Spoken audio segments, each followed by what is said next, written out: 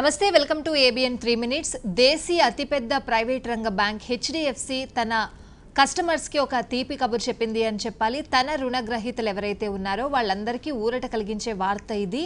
So ఎవరైతే HDFC bank లో vehicle loan తీసుకుని జీపీఎస్ డివైస్ కమిషన్ సంబంధించి అది రిఫండ్ చేసే పనిలో ఉంది హెచ్డిఎఫ్సి. సో వెహికల్ లోన్ తీసుకున్న వాళ్ళందరికీ ఇదొక తీపి కబురు అనే చెప్పాలి.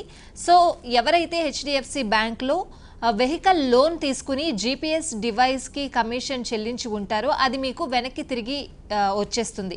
2013-2014 ఆర్థిక సంవత్సరం నుంచి 2019-2020 ఆర్థిక సంవత్సరం వరకు ఎవరైతే వెహికల్ లోన్స్ తీసుకుని జీపీఎస్ డివైస్ కోసం డబ్బులు చెల్లించి ఉంటారో వాళ్ళందరికీ కూడా హెచ్డిఎఫ్సి ఆ డబ్బులను రిఫండ్ చేద్దాము అని చెప్పి అనుకుంటోంది. సో ఇది నేరుగా కస్టమర్ల బ్యాంక్ అకౌంట్లలోకే ఈ రిఫండ్ డబ్బులు వచ్చే అవకాశం కనిపిస్తోంది. సో అసలు ఏంటి ఒకసారి ఈ డీటెయిల్స్ అన్ని ఒకసారి క్లియర్గా చూద్దాం.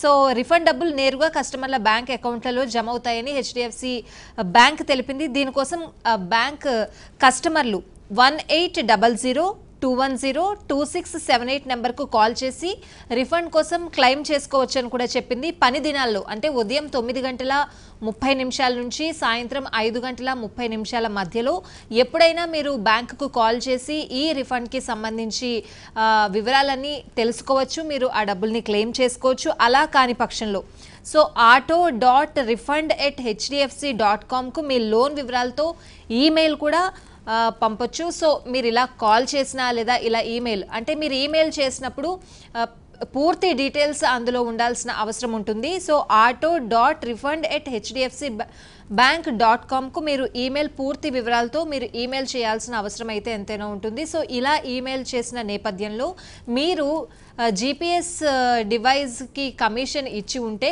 ఆ కమిషన్ నేరుగా మీ బ్యాంక్ అకౌంట్లలోకి వచ్చి పడిపోతుంది. సో ఎవరికైతే ఒకవేళ బ్యాంక్ కస్టమర్ల రీపేమెంట్ అకౌంట్ క్లోజ్ అయిపోయి ఉంటే రీపేమెంట్ బ్యాంక్ అకౌంట్ క్లోజ్ అయిపోయి ఉంటే కస్టమర్లు బ్యాంక్ అధికారులను నేరుగా సంప్రదించవచ్చు అని కూడా బ్యాంక్ తెలిపింది.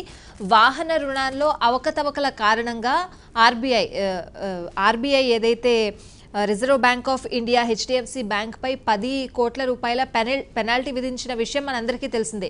సో ఈ నేపథ్యంలో హెచ్డిఎఫ్సి బ్యాంక్ జీపీఎస్ డివైస్ కమిషన్ని రిఫండ్ చేయడం గమనార్హం అని చెప్పాలి. ఏది ఏమైనప్పటికీ కూడా సో కారణాలు ఏవైనా ఉండొచ్చు, కానీ ఎవరైతే 2013-2014 ఆర్థిక సంవత్సరం నుంచి 2019-2020 ఆర్థిక సంవత్సరం వరకు ఎవరైతే ఈ మధ్య కాలంలో వెహికల్ లోన్ తీసుకుని జీపీఎస్ డివైస్ కమిషన్ చెల్లించి ఉంటే మాత్రం ఆ డబ్బులు మీ అందరికీ కూడా రిఫండ్ అయ్యే అవకాశాలు చాలా ఎక్కువగా ఉన్నాయి. కాబట్టి మీరందరూ హెచ్డిఎఫ్సి బ్యాంక్లో లోన్ తీసుకుని ఉంటే కనుక ఈ ప్రాసెస్ ఏంటి అనేది ఒకసారి చూసి వెంటనే ప్రొసీడ్ అయితే మంచిది.